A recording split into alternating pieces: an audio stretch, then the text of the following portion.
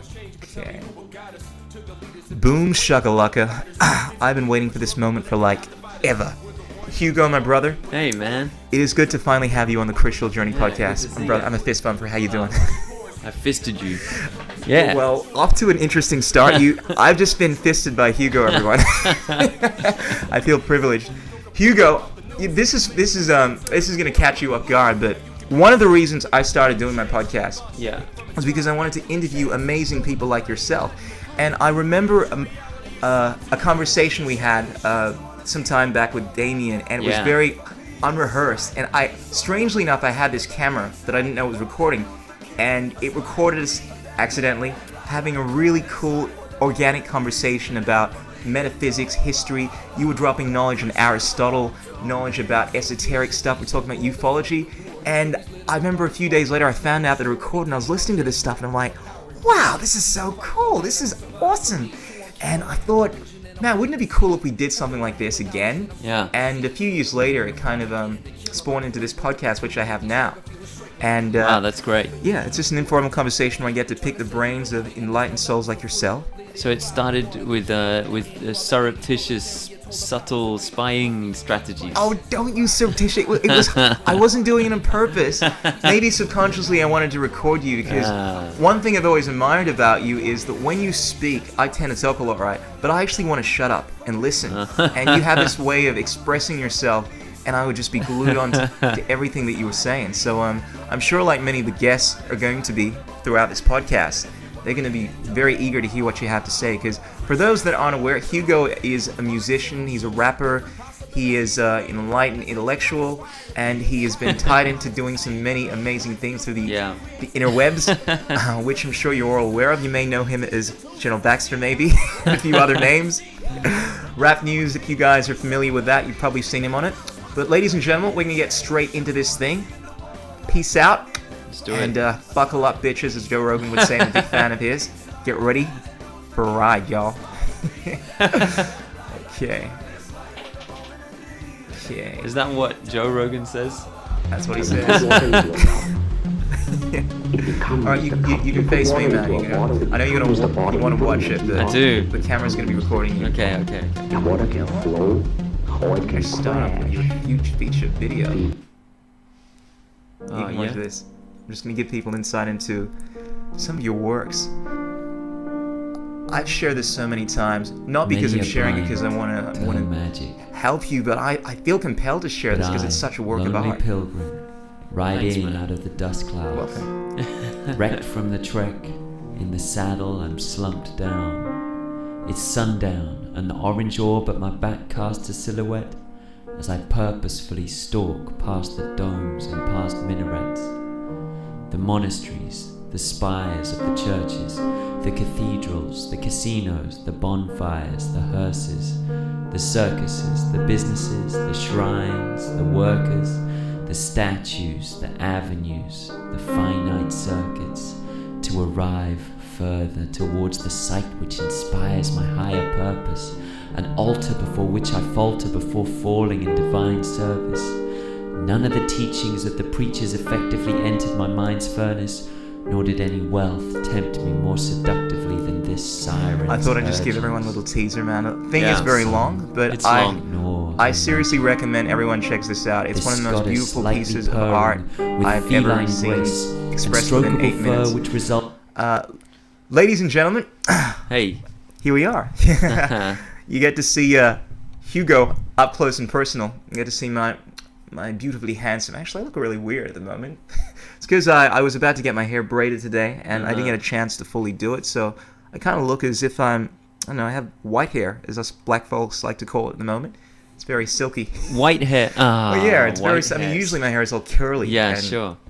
very Afro-like, but at the moment, it's... Do you ever feel like going Questlove, just having the full fro? Yes. Yeah. The guys love the fros, and some of the girls do as well, but I try to keep it more slick. That's why I get the cornrows done. The cornrows look great, man. When you got those in, it's awesome. Absolutely. Yeah. I like your hair too, man. Thanks, man. You're rocking the Rastafarian kind of look, yeah. I wouldn't feel I had the right to use that word personally, but yeah, I'm trying to rock it. I guess I've had these things in my hair for about, wow, it's a long time now, about 14 years. Okay. So I've kind of paid the time dues, but yeah, it's definitely not a Rastafari thing. I want to respect to those guys. But. When you say you want to, I would think that they'd be more respected if you adopted their religion. You don't feel as if it's right for you to call yourself a Rastafari? I don't know. I guess not. No, I wouldn't say that. No, I think and I don't want to so early on in the podcast expose my ignorance, but I don't know that much about the religion, and it wasn't because of that I sort of adopted their hairstyle. Yeah. I don't know too much about it myself. I know it deals with Haile Selassie or something like that. Sure. There's I mean, he's an Ethiopian king, and that's right. The incarnation of God, the Godhead on the planet, which fine, great. Yeah, that sounds about right. But I don't know. We'd have to wiki it. Yeah. Can we stop the podcast and just wiki it? It actually crossed my mind, because one of the things I love doing on this is keeping things real and legit. Yeah, sure. So, ladies and gentlemen, let's try to educate y'all and find out about Rastafarianism, because from my understanding, it is quite a beautiful religion. I know they believe in peace, love, and lots of marijuana smoking. Right. Okay, Rastafari. Let's have a look at that. See what we get. See if you can read this for me, because I can read it. All right. Well, when it comes up. I'm just gonna switch over to this thing over here. So Who's that? Oh, yeah, we just happened. That's so weird. We just happened to be on one of my friends' page. Don't worry, Tessa. I'm not stalking you. I just happened to be on your page. Yeah, strangely, I was actually showing Hugo what he thought about his piece. Oh, mate. First entry? Yeah. Good old Wikipedia. Good old Wikipedia. Gotta love that stuff. All right. So I know Babylon is a big thing with Rastafarianism. Babylon, yeah. Me Babylons. I always like to say that. References to my favorite part of the female form. At any rate, righto. You want to read that for us? So the Rastafari movement is an African-based spiritual ideology that arose in the 1930s in Jamaica. Right on. It is sometimes described as a religion, but is considered by many adherents to be a way of life. I like that. Its adherents worship Haile Selassie I, Emperor of Ethiopia. Some as Jesus in his second advent, or as God the Father. Amazing stuff. Yeah. I mean, we won't go too much into the tenets of Rastafarianism, but from my understanding, you see, religions, at least according to the works of Mark Passios, this guy that I've gotten really into the works of, if you have a look at the etymology of the word religion, it's generally, the main word that comes into play is religio. I can't remember exactly what Religio, it is. I link. Yes, or to bind, or something like that. But he talks, he talks about religion, at least the original definition, as being something that binds you to an idea. And I think religion should free you. That's trippy.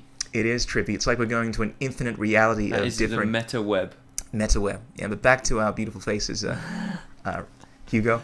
Yeah, what was I saying about religion? Obviously, Rastafarianism is not a religion. It's a way of life. It's I guess you could easily say that they're the same thing, but at least from my understanding, there is a huge difference between religion. Religions are more about dogmas, at least the way I look at it.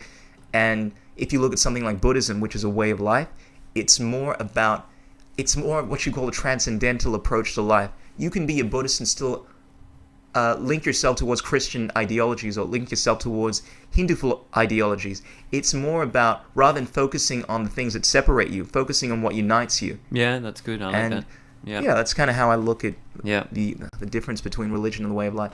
But anyway, how do we digress into this whole Rastafarianism thing? It was hair, and so I just got, I put in the dreads because I dreamt of having them since I was a young nipper. Oh. It's quite strange. So tell us about your young nipper upbringing. How did Hugo become so awesome? Yeah, I don't know. You're obviously from the UK. It was a fluke. Yeah. You're obviously very well educated, because that's one of the things I first noticed about you. You're very well spoken. Yeah. Do the English people just do it better? What's the deal there? No. Well, English people do it better and much, much worse. How so? We have amazing breadth of culture in England, and okay. I mean, by breadth, I guess I mean depth of culture, in the sense that there's this really rigid class system in the UK, which a lot of people from outside don't really know about. They don't really know I have no that idea. that's a part of the culture, but it is even still. And all of this I'm saying is to preface, that I left, and I'm really happy to have got out. But basically, there's this kind of rigid stratification to society, where Australia might have 3 or 4 levels of society, and they're quite mobile, and they're kind of almost voluntary in a sense. So neither of the two main, let's say, cultures. Yeah, mate. We got the yobbos. Yeah, mate. And then we got the I can't do an intellectual aristocratic Australian. But those are the two. Do you agree? Yeah. Like, those pretty much are the two Absolutely primary sort of cultures. And then pretty much down to earth anyway. We don't have too much division. They're kind of divided, but they're divided in a really interesting way, because neither side wants what the other one has. Like, there's no kind of jealousy between them. There's no like. You don't think the yobbos want to live in rich surroundings? They do. Okay. They do. All right. That's the thing. Like, they really do. Like, they have, they. But you said that The neither of level- them wants what the other one wants. Yeah, no? no, the level of wealth for both groups is astronomical. Like, it's crazy how wealthy people in Australia are. Like, Yeah. it's unbelievable. So you get this, you get what might be what's called a working class in another country. That's what it's called in the UK. The conditions are a lot different. They're they live in sometimes quite stressful scenarios of poverty. Absolutely. And difficulties, tribulations. Whereas in Australia, there is that. It goes on. It happens, I'm sure. But definitely since the mining boom, for example, the amount of wealth that's poured into the working class, the tradie type of professions is extraordinary. That's true. But you still, unless of course I'm not up to date with the Australian society, but you still have the Aboriginals, I'm sure, which are not living in the most what we'd call mate. nice surroundings there. No, you're dead right, and that's a whole separate issue. So everything that I just said is made up for the fact that in Australia there is a class which is ignored. It's kind of a lot of Australians just kind of embarrassed about it. I tend to agree. I don't think there is this massive separation. At least we don't really go about. It's not like it's the Australian rich people and then the Australian poor people. We just call ourselves true blue Aussies. You know what I mean? Whereas you go to a place like India, and the caste system is so prevalent there. It's people aren't aware, but it is actually one of the most racist places in the world. Unless, of course, it's changed over the last 5 years. But as you know, they have these different classes. I think they're broken up into the Kshatriya, the Vaishya, and the Brahmin. And basically, it deals with, I think the Kshatriya is like the warrior class. At least that's what I remember from my Hindu texts. The Brahmin, they're the most elite. They're the ones that are well educated. They have a lot of money. I think the Vaishya, I could be wrong. I suppose I could Google this, but I'm pretty sure they. I think they're in between, or they're more the academics or something like that. So what's the connection between Brahma and Brahmin? That's actually a good question. The Brahmin, as you know, Brahma in Hindu mythology is basically that's another name for the supreme being. Yeah. In fact, a lot of people look at the universe as I think there's a word for it. I've heard Brahma used to reference the universe. He basically embodies all of everything that is. So I guess the Brahmin class is obviously, if you have a look at the word root, it's derived from Brahma. So that's the highest level. I think we can look like that. I could be wrong with this, but I know that they're generally 3 classes: Brahma, Kshatriya, Vaishya, and Brahma. We're going to do another Wikipedia? I suppose just for consistency's sake, we'll try not to do this too much because we want to entertain people. I mean, some people are about the education. I'm about talking about random silliness and just keeping people entertained. You know what I mean? Okay. But let's educate brothers. Define Brahma. Define Brahmin. Define Brahmin class. Let's have a look at what this is. Hopefully something will appear on this. Let me just try this again. Google. See what you got here for me. No, I see. This is the Abbott internet. already. Yeah, this is Slow my down. internet is not the best at the moment. Let's see if we can. All right. You know what? I'll forget it. I might just Google this on my You phone. can let it load up. Yeah. Oh, here we go. Okay, define Brahmin. Brahmin. Yeah. There you got Brahman, then we Brahman. Yeah, that would be the one. So Atman. No, we just want Brahman. Atman's the inner self, I believe. We're already dropping some knowledge about the Indian. Oh, look at definitions of those. There things. you got it. Here we The go. top thing. A member of the highest Hindu class. That's what I was saying. Originally, that of the priesthood. Okay, so they're the priesthood originally. The ultimate reality. That's another name for Brahmin. Great stuff. So it has more than one meaning. And then we got. Well, amazing that those two. I guess it's the priest. The priest controls the ultimate reality for the populace. That's right. I got it now. So we got the Brahmin. Whoa! Whoa. And We're then we tripping out got again. the Kshatriya. They're the warrior class. Then we got the Vaisya, which I guess are the lowest, the poorest. Uh-huh. But anyway, listen, anything I say on this podcast, ladies and gentlemen, don't take my word for it. Go do your own research, because I tend to be lacking a lot of knowledge, and sometimes I'm always spewing out half-truths, but that's the basic idea of the in-caste system. We're just talking about how in a lot of countries there is a lot of racism. I know even in... Racism. Yeah. I know even in the UK, you were telling me that they have a bit of a class system going there. Absolutely. Is that right? Absolutely. It's one of the prevalent conditions which precludes social mobility.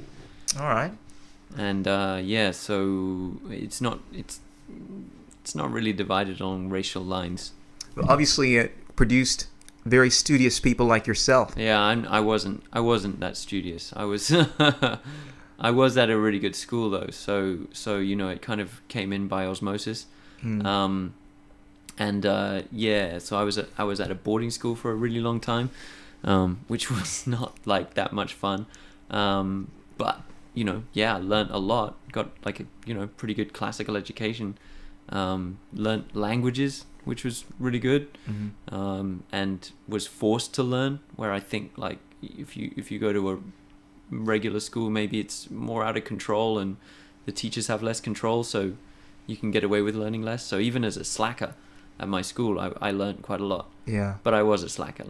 Well, more importantly, I think you had a passion for knowledge, because one of the things I learned about you and I loved about you was that, I mean, you're always dropping this knowledge about the classics, reciting these tales of Orpheus and reciting Aristotle. I remember one of the things you told me about Aristotle that blew my mind, about how we ended up in the scientific mindset we have now, about how Aristotle was all about categorizing things into different groups. And back in the ancient system, we had this universal, holistic system of looking at things. We didn't separate them into mathematics and then into what other ism. It was all part of this whole collective. Right. And you just seem to have this extensive knowledge of history, and I think the only way to get that kind of knowledge is, unless of course you're forced to do it on a very high education level, but the other option is to have a passion for it.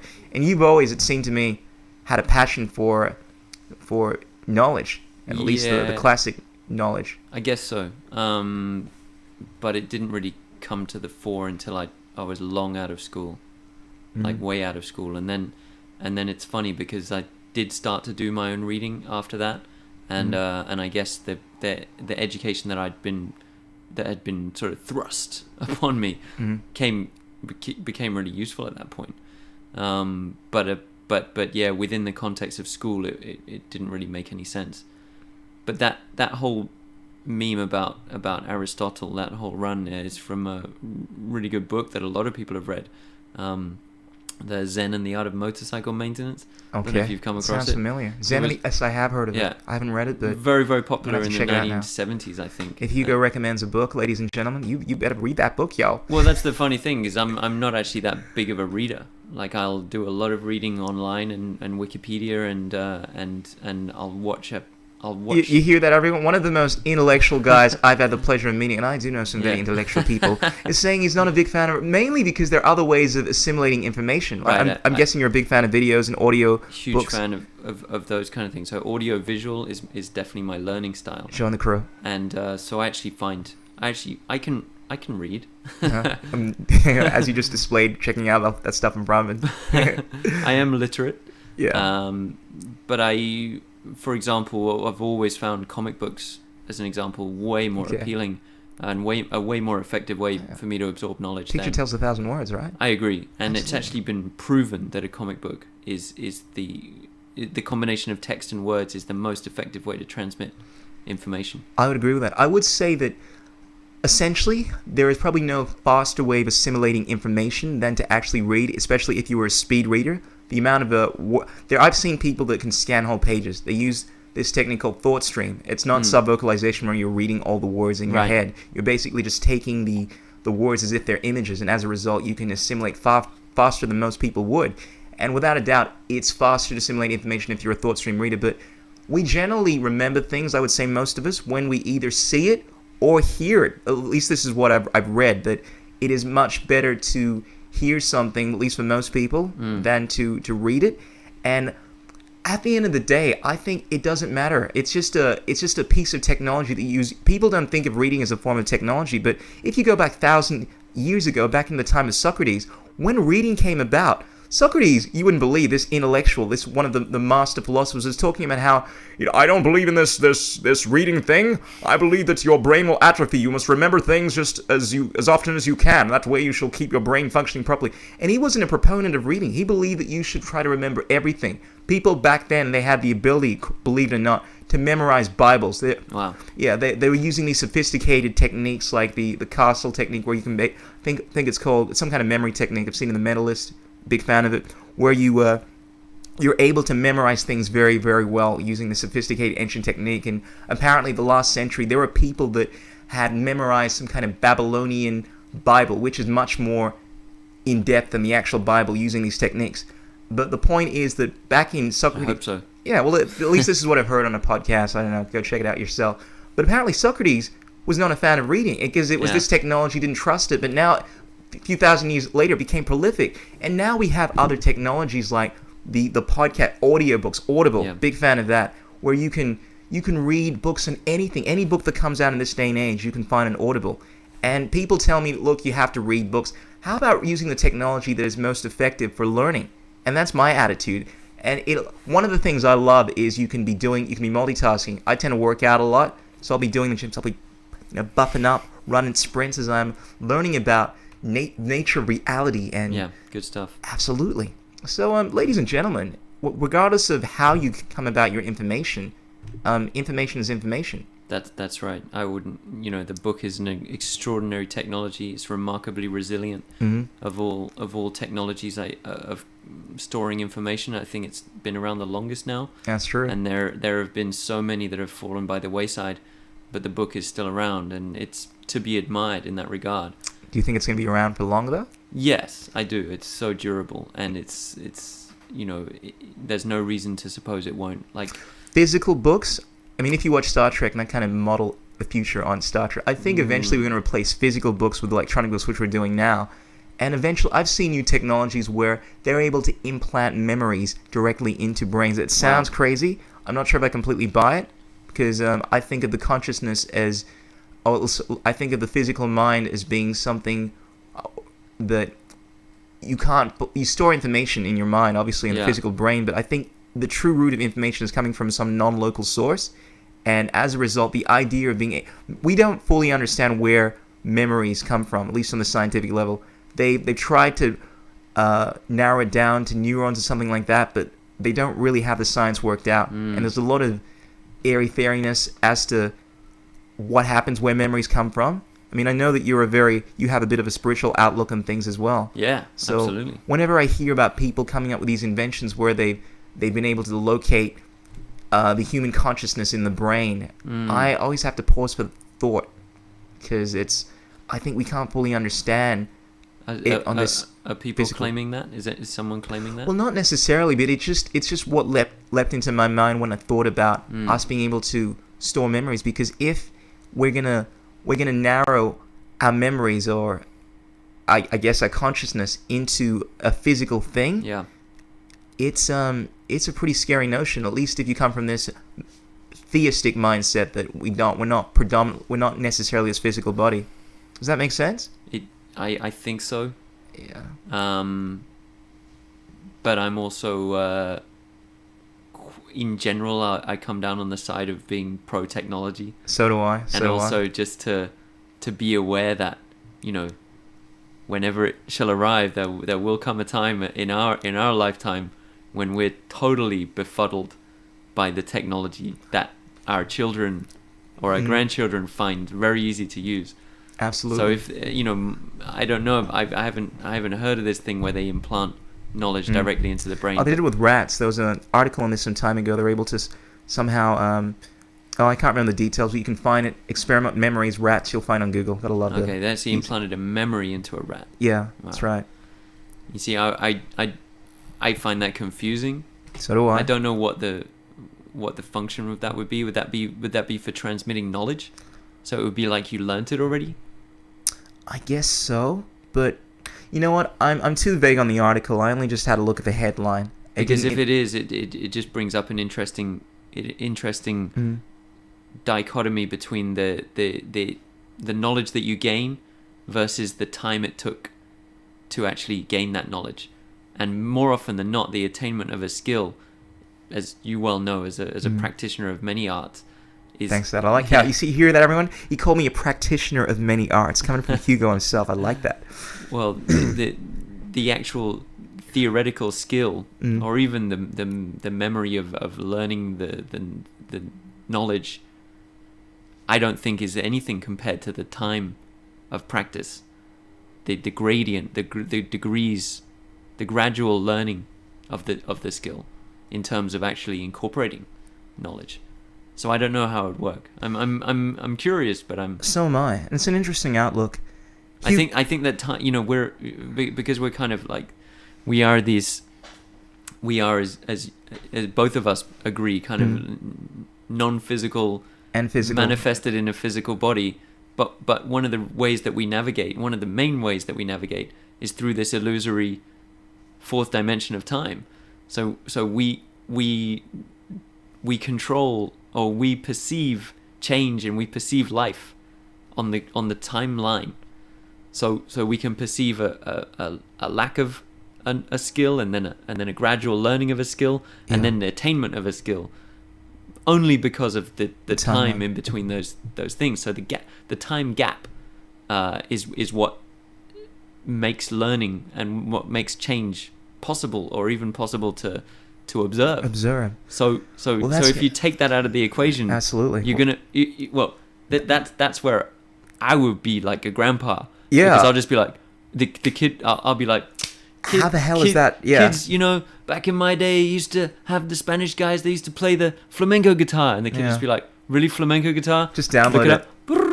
And then they'll just be strumming around the guitar, and I'll be like, that would confuse. Oh, son, that would confuse the hell out of me if I did that. Yeah, on one level, I love the hell out of that, because I'm a big fan of The Matrix. I love The Matrix too. Love it. Yeah, I mean, obviously to save a lot of time, if we could do that. But I think one of the greatest things in life is being able to become really great at something, and by doing so, being able to attract lots of girls with it and get some pussy.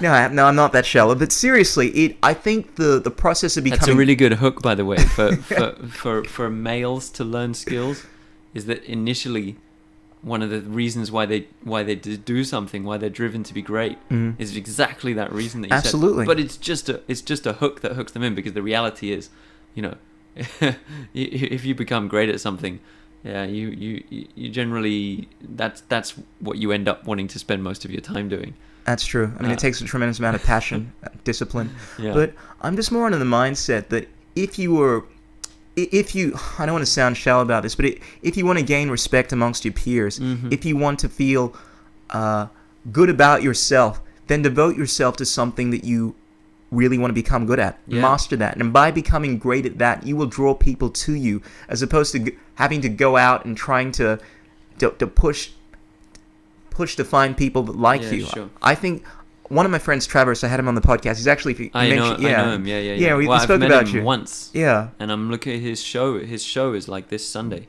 It's this Sunday? No, I believe it's the next Sunday. I actually mapped it on my my calendar. I'm gonna check it out, bro. Go check it out. Dude, let's go. Absolutely, together. that'd be awesome. Yeah. Boji, I think it's called. Yeah. Ladies and gentlemen, go check it out.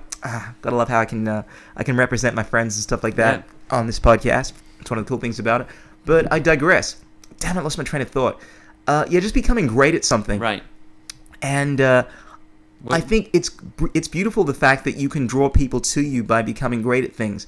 And I think if you took that away, people could just get anything they want. It would really change the dynamics of life. That's true. That's a good point. What's the point of I don't need to work on becoming good looking anymore. I'll just take some pill. I got it. Don't need to work on becoming great anymore.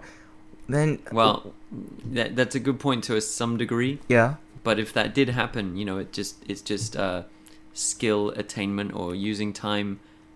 It would go one of two ways. You'd get purists who would do it naturally and keep on the timeline and be like, what are you doing, Grandpa? You're wasting your time learning this. Dad, just download it, Dad. Right, precisely. What are you doing still on the internet? You don't need to read up on ancient mythologies. Just I got the app for that right now. It's in my brain. Well, but then the other way that it would go would be that people would create absolutely extraordinarily next level pieces of art or whatever it is from it. So who knows what they'd be able to do. So for example, I'll give you an example. Yeah. Like in exactly the same way that now we have the MP3 downloads and the sampling has just got to it, and it's such an insane level of sharing and accessibility. So initially, instead of composers, now we might have people who are sampling and sequencing music together. I can mention one of our peers, F. Joss Treats, my DJ musician friend who puts together the pieces of music in such a unique way. He's an extraordinary talent that in an art form that couldn't have existed 10, 12 years ago. And so he's basically sourcing music from all over the world and putting it together in a piece. And it's that expression, it's the creative expression that is what we hold to be of greater value. I mean, information is very static. I mean, I think as we become more technologically advanced, the importance of static information, this left brain way of this left brain system, is less important because we're going to have computers that can do all that much, much better than what we can. But the idea of being able to take on information, express it, extrude that out in this something that is coming from a higher perspective. You know what I mean? I mean, what we're doing with the information is something that cannot be put in place in this left brain paradigm. Yeah. And I think that aspect is what is beautiful. And in the future, if we have all this information, it sure as hell is not going to detract from our creativity. Because at the end of the day, that's something that you can't really replicate. Totally. At least I don't think you can. But then again, Ray Kurzweil, I'm sure, would disagree. He'd be like, well, actually, in 2029, we're going to have computers that can think for themselves and express all creativity. Anything that can be manifested in this physical being can be represented on a computer. I'm like, I don't know about that. You've heard of Ray Kurzweil, right? Yeah, does he say that about creativity as well? Ray Kurzweil's view is that of the materialistic world. He believes that basically he believes that we will be able to download our consciousness into a freaking computer or something to that effect. Yeah. And I have a difficulty with that because as groundly as I am in science... Grandpa Krish. Yeah, I know. But here's the thing. I don't want to become that person. I'm going to be the kind of person 10, 20 years later that is getting the new Facebook. We'll probably have some kind of like holographic people book version of it. I want to be taking all the new stuff. I want to be getting the chip for the brain and planting it myself. You do? Well, here's the thing. I want to stay relevant with technology. As long as it is because all technology is a way of making your life easier. I mean, this is a piece of technology right now. Absolutely. If I can find something that is making my life easier and it's not having some detrimental impact on my life, sure, I'm going to take it. I want to be the kind of person that is very progressive, that is taking on all these new ideas. As soon as you become static and you stop wanting to grow, you stop allowing the inlet of information, you become one of these grandpa, no, I don't trust this interweb stuff. That's when you become old. I just think you may need to pause and think about the information that you're taking on, because sometimes it might be giving you something good, but might be taking a lot away from you as well. That's true to some degree. Mm-hmm. Yeah. I sometimes feel like it's sometimes a little bit tragic watching people who didn't grow up weren't born breathing the air of the technology, which means that it's just infused in them and they instinctively know how to use it. Trying to learn how to use it, I'm just like, just don't bother. It's torture watching you try to use this stuff. And I'm not saying that people shouldn't be on the internet or whatever, but the particular example in my head is when you see the internet marketing sort of gurus trying to convince baby boomers to set up their online business, and they're like, you got to put videos on YouTube, and so you end up with these dudes like reading from a script, like really really clumsy. He's like, oh come on, if it was natural, you wouldn't need to you wouldn't need to struggle so much with this. It would just flow. If you look at the 17-year-old kid doing his vlog and getting 5 million views in a week, that's what it's supposed to look like. If it doesn't look like that, just you're probably not going to get it. A miracle might happen. I think no matter how old you are, though, you can adapt those. You can adopt those ideas. I mean, without a doubt, it becomes more difficult. But isn't there? Don't you think there's a time when, I'm out on a limb here, but I imagine I hope, and unless we do the upload thing, and live for 10,000 years in the computer brain. Yeah. I hope that there will come a time when like I'm just relaxed. I've done everything I wanted to do. I don't think we'll ever reach a time like that. The whole idea of existence is to experience.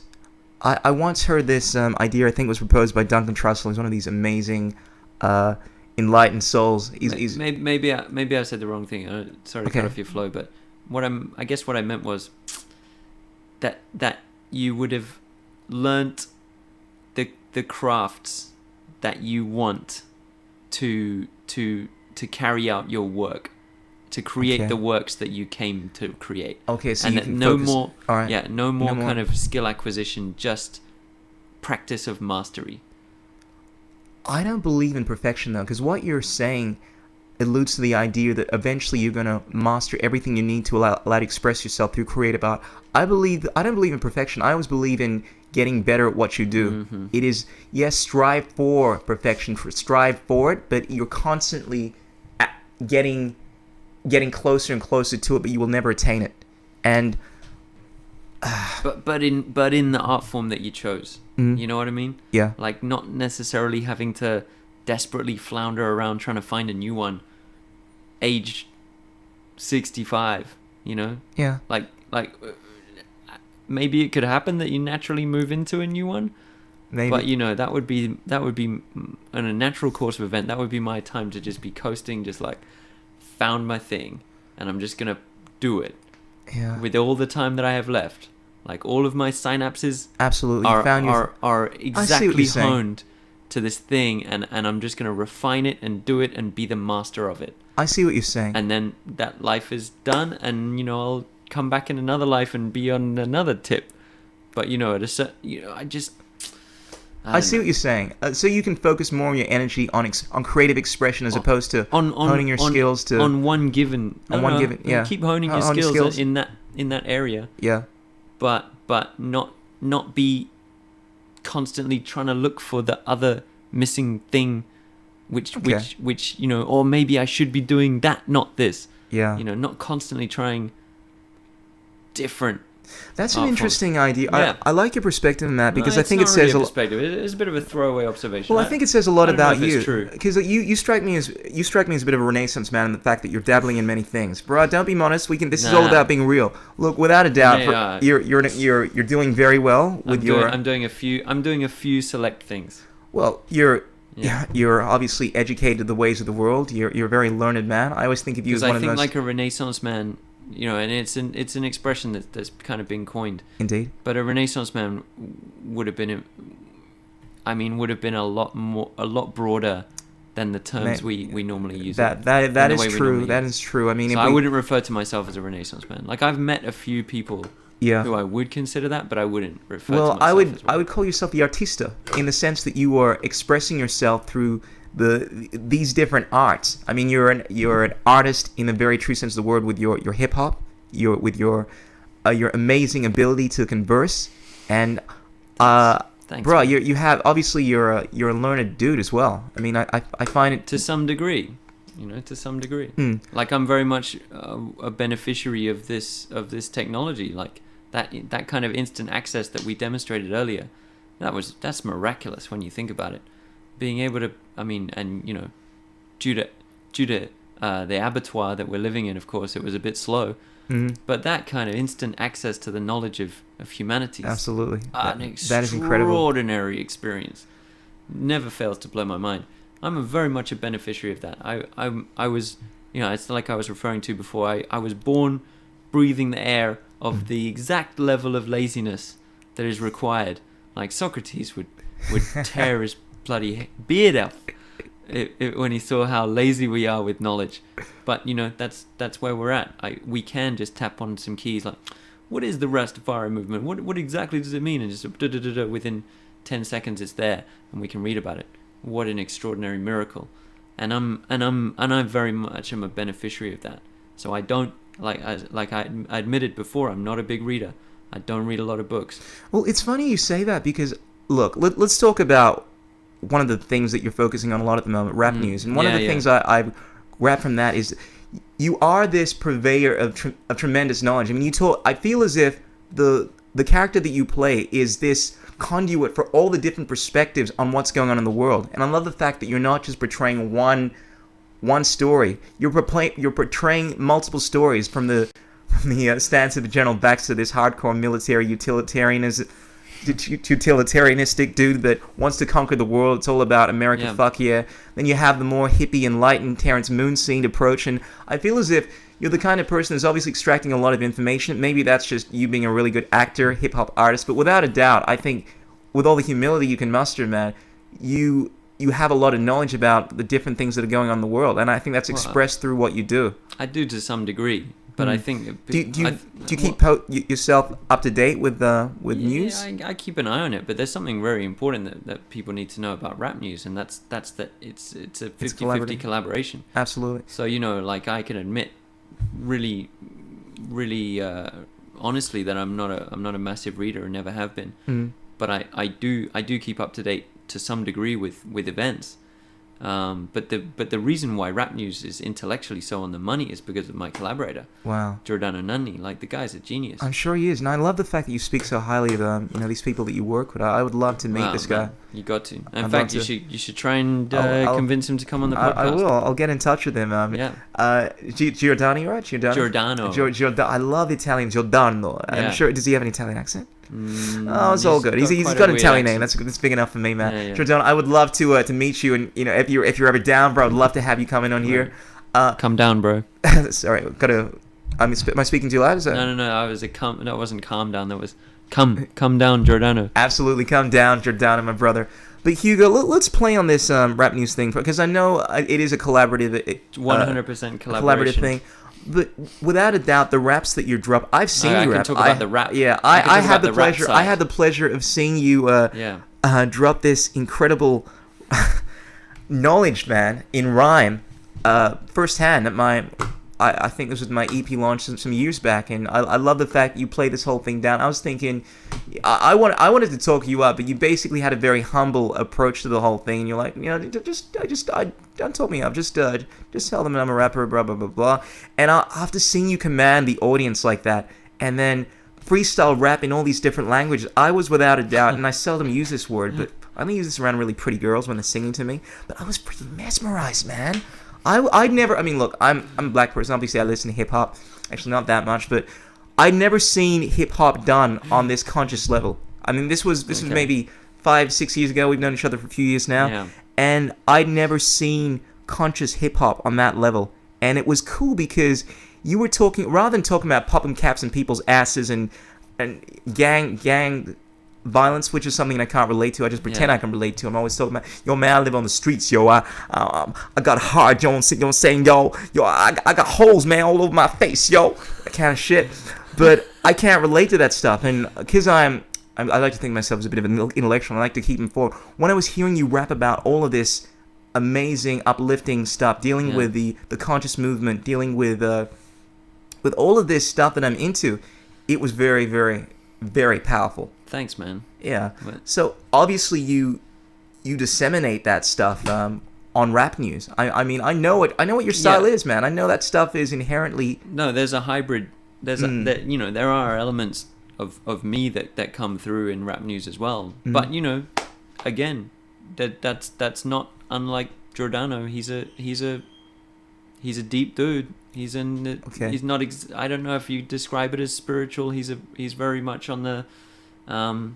He's a man of reason, but he's also an enormous respecter of indigenous cultures, and therefore, there's a massive amount of indigenous culture all over the globe is related to spirituality. So he's not in any way closed to those things.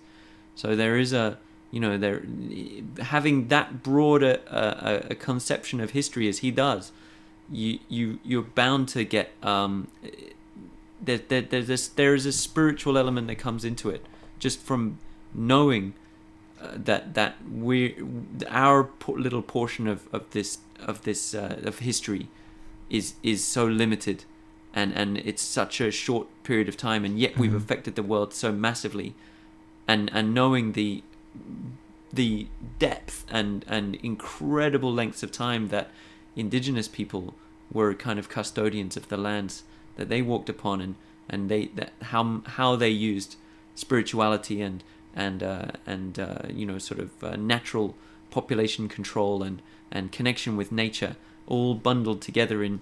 They wouldn't even have known those concepts were separate. Yeah, so he's drawing on this vast knowledge of history, and he's drawing on it, and so he's very much a spiritual man. Absolutely, So, no doubt. Can you walk us through the process of how you guys craft these videos? Because without a doubt, it takes a lot of. I know you don't want to go too deeply into this, and it does. The only reason I can't is because we have an arrangement where we always do our media with rap news together. That's fair enough. I totally get that. We'll have to try and arrange it. We'll come down for a chat, the pair of us. I would freaking love that, man. Yeah, I'd love that. We'll try and hook it up. Yeah, I just know. I feel very privileged, because with all the humility I can muster, I know that you haven't. At least I'm aware, because I'm always constantly checking out your stuff, and you haven't done too many of these formal interviews or anything like that throughout the interwebs. So I know there are a lot of people that have a lot of questions, and they're very eager to find out what makes this thing work. Yeah. And I know for a fact right now there are a few people out there that would be dying to get an insight into what Mr. Foster is all about. Yeah, well, that's it. So Mr. Foster is a perfect example of why it's a hybrid. Mm-hmm. So he's a perfect blend of Giordano and me. Absolutely. So I kind of bring some of the mannerisms and the rap style and the voice and stuff like that, and absolutely some of the turns of phrases. Yeah. And the rhyming and things like that, but the knowledge, the philosophy, the very, very careful positioning of the character politically and socially, philosophically, that's Giordano's territory. It's deep stuff. Yeah, very deep stuff. I feel as if not talking about your involvement in it, but just the whole Juice Media rap news thing. Yeah. In itself is such a beautiful representation of the conscious movement in entertainment expressed as art, because within Melbourne, within Australia, I would say that it's probably one of the biggest representations of what's going on in this conscious movement at the moment. I mean, the fact that you're putting across all these different views about technology, about spirituality, about politics, government, and you're dealing with some of the most important global issues. I know that you've featured people like Noam Chomsky, Julian Assange on that thing, and it's like the whole conscious movement within Australia has been represented within this Juice Media rap news. I would say that you guys are one of the biggest representations of this world truth movement in our country, and I love the fact that it's been done in this beautiful art form where it's obviously entertaining. I mean, people don't have a problem giving up a few minutes of their day to check this thing out because it's so entertaining and so cool, and it's expressing these things that so many people, these views that so many people connect with. I mean, that's one of the things I love about. I'm sure you're familiar with Russell Brand. He's the guy, the amazing comedian, and he's been touching the heartstrings of so many people right now, because he's an alright comedian. He's an alright comedian. He's not bad. He's not bad. You're not the biggest fan of his stand-up. His stand-up is not good. But he's so charismatic that he doesn't have to be that funny. He's extraordinary. He's an extraordinary figure and an extraordinary host of a show, or as everybody's seen, an extraordinary interviewee as well. Absolutely. But I draw a lot of parallels between what he does and what Juice Media is doing, just nice. in the sense that he is able to express himself in such an intelligent way, in such a diplomatic way. Like, I'm not sure if you saw the last video that went absolutely viral. Yeah. He was with, I think, Jeremy, I can't remember his name. Jeremy Paxman. Jeremy Paxman, very up to date with the famous media figure from the UK. I did not know that. Yeah. He really pissed me off because I thought what really won me over with that whole thing was I thought to myself I'd be getting so pissed off, but Russell handled that so well. He charmed the frack out of that guy, and he made his point so saliently. I love using that word. I actually got that from Hugo. That everyone was watching that had no choice but to freaking love Russell and agree with everything that he was saying, and he turned a very potentially disastrous situation into a beautiful scenario where he not only won that guy over with his charm, but expressed the sentiments of millions of people, billions, well, potentially at least 1 billion people around the world. And I love the fact that so many people resonated with that. And out of all of the figures at the moment that are representing this whole conscious movement, he's one of the foremost, because whereas a lot of people have great information, like there's Alex Jones, there's there are all these different perspectives. I love the diplomacy of Russell. I'm a big fan of the idea that if you're going to tell people the truth, make sure you make him laugh, otherwise they'll kill you. Right on. And Russell is so charming, he's so funny that it's hard to have any kind of a anger towards him. And yeah, he's worked on that. You know. Yeah. A lot. He was quite a lot more antagonistic in the earlier days, and I don't know. It's a trend, I guess. I think we're moving into a new era where you know, these kinds of sentiments are not so difficult to express anymore, and they do resonate. And they didn't in the past. Yeah. They didn't, you know, 100 years ago kind of thing. Or absolutely. They you know, we would have had sort of Voltaire or other sort of enlightened beings on the earth, but the broader resonance was not possible due to the media, the lack of instantaneity of the media, but and B, just probably not possible just because, without sounding too woo woo, the vibration wasn't. I wanted to drop that. Wasn't man. Right. And look, we're pretty cool with our hippie ways. Sure, I mean, I can go woo woo. Let's go woo. Let's talk about the hippie movement because look, we're woo woo Tang Clan. A year ago, we were just been on the precipice of 2012. Yeah. Armageddon, that kind of shit. Yeah. And look, regardless of what take you want to take on that. I think a lot of people looked at 2012 as a conscious shit. Because I know you're somewhat familiar. Actually, it's not regardless. That's the thing. It's not regardless of what people want to take on that, because that is exactly what it depends on. It depends on what people want it to mean. So you know, even though and especially now that it's past, now where they say that history is written by the victors. So we won. Yeah. We survived. So if we survived for now. We haven't destroyed the earth yet. That's true. We can make this movement what we want it to be. Precisely, we can and make it's it what obviously we want. conscious shit. Yeah. So we didn't. You know, the Hollywood version 2012 didn't happen. Great. That's great. So we won that one. We beat Hollywood. No matter how much magical manifestation they tried to do, it didn't happen. No comets. Except for that Russian one, but that was pretty minor. Around the time in the lead up to it, 2011, we saw Fukushima. I was thinking, this is just on the edge of it. That's a good point, because that's not over. Yeah, that's actually another issue. As you know, the radiation is spreading throughout the. I think it's.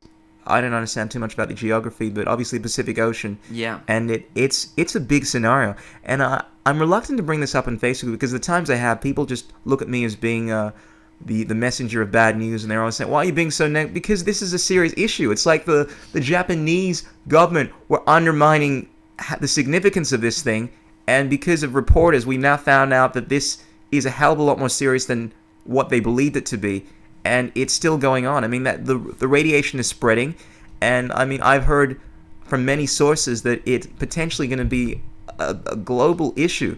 I mean, we know that there have been seagulls apparently that have been found. This is in California or New York. This is in the East Coast, and they found the radioactive levels in their droppings are much, much, much higher than normal levels. So this is obviously affecting the sea creatures.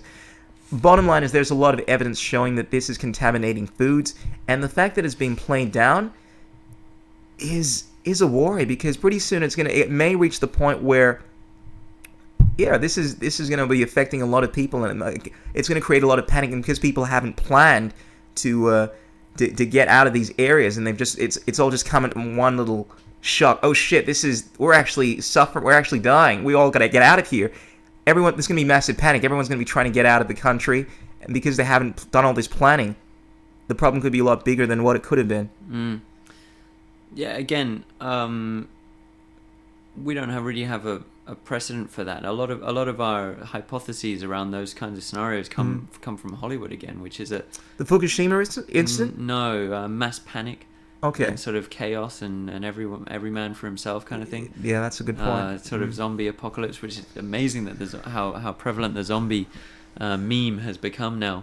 Well, we've seen that in the Katrina incident, the hurricane, and how basically a lot of people were panicking there. We're seeing a lot of stores raided. I mean, that does seem to be the general. Yeah, but stores raided. That's not really that big a deal, is it? I mean, you.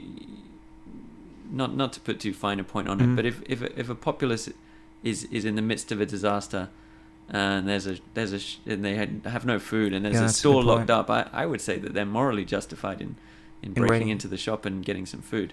I would agree. But this is beside the point. We'd have to look at that on a case by case basis. Okay. What the main thing that I would say about Fukushima is that Fukushima. I like how you say that. I think that's Fukushima. I think that's how it's Japanese. pronounced. Is that it represents like a devastating, like unprecedented disaster, potentially the worst ever. But my hope is that it doesn't, and you could have said that it's about the oil disaster in the Gulf of Mexico, but that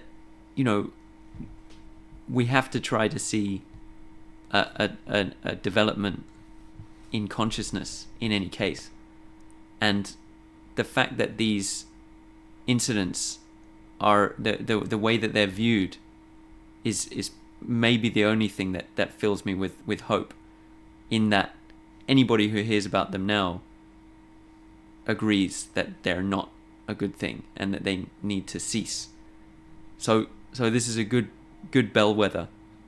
That's maybe the only positive thing that comes out of it. Are we talking about the power plants in Fukushima, that needs to cease? What exactly are we talking about? I think broader issues around energy. That's the thing, Hugo. I'm not sure if a lot of people feel that way. I know that. I think that it's in my opinion, and again, this is slightly based on confirmation bias, and also just on sheer bloody-minded optimist, hope, and being an optimist. Exactly, absolutely. Is that I choose to believe that anybody now hearing about it, if they're told about it, would agree that it's a bad thing. Of course, the people suffering from radiation, absolutely, right. That's a bad thing. But the nuclear power plants, whether or not that's a good idea, the fact that we still have nuclear power plants, most of the United States is run on nuclear power plants. We still have a tremendous amount of nuclear power plants all around the world. That, to me, would suggest that we are still very unsupportive. And don't get me wrong, there are many countries that I know. For Germany, for instance, they've started building all of these solar power plants, and in the next 15, 20 years, they plan on having all of their power plants completely replaced by solar power. And there is this huge shift going on. I truly do believe that eventually we are going to get rid of these fossil fuels and move towards this higher mindset.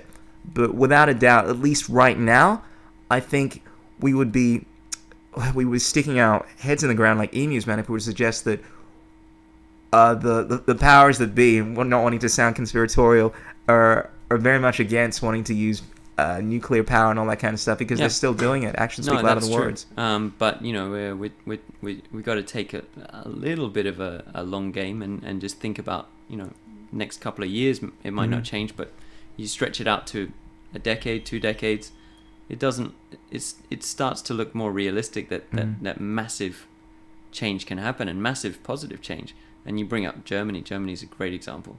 Mhm. So they're really their pie chart of solar proportions in their energy grid is just incredible. extraordinary. Absolutely. And best part of it is most of the solar panels are on people's houses. They're privately owned. Absolutely. Which is a great symbol for the collective urge to take control of these things. Yeah. The collective urge to return to the simple power of the sun. Absolutely. It really doesn't take much. And thank goodness there's a country like Germany just showing the way. And it's really a no-brainer. So we have these incredible tools now, and don't forget that a Fukushima, something way worse than Fukushima can happen at any moment and just wipe us off the face of the earth. That's true. Not because of anything we did, just because it's a natural event. So We've got asteroids and a whole bunch of crazy anything could happen. It could happen tomorrow. It could happen in 30 seconds. So it can happen. Absolutely. But it hasn't happened yet, and we've made a massive cock up with Fukushima. Massive fuck up. But we're a learning species, and I really do fundamentally believe that this let's get woo woo again. Yeah. The vibration is shifting. Absolutely. And so it starts with observing that nobody's out there saying, haha, great, haha, fuck you, Pacific Ocean, haha. No one's saying that. Like some trolls might be just for a joke. That's true. But nobody believes that.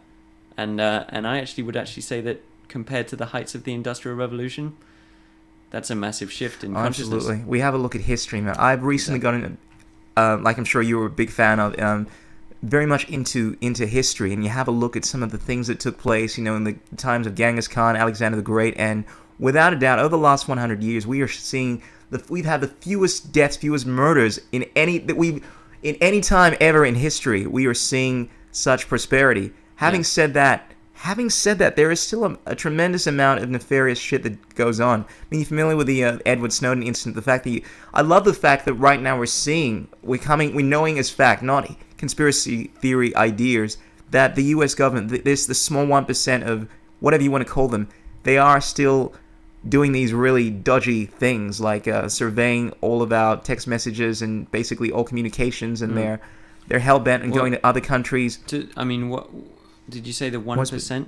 Well, what I was trying to illustrate is that government, the people, without a doubt, the overwhelming majority of us are still up for wanting to heal the world and all this kind of stuff. I would concur with that, but it is very clear that we're still seeing this manipulation take place on so many levels, from a small spectrum, if you want to call them the elites. I'm not sure if you subscribe into the Alex Jones mentality, where there are these... I think Alex Jones's mentality is changing.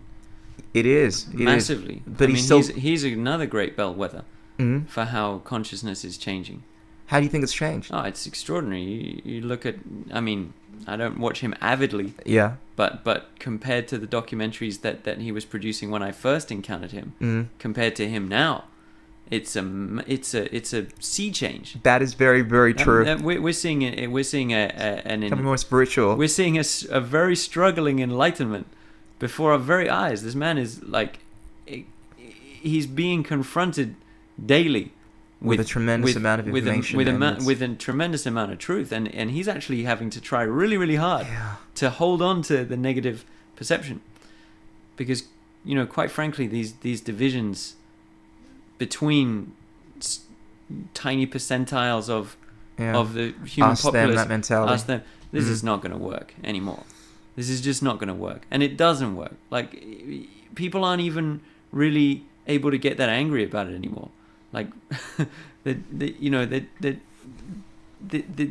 divisions are dissipating, and people kind of listening and spying in on the communications. Well, it's kind of a luxury of being in a country where we're not trying to rebel against our government, I suppose.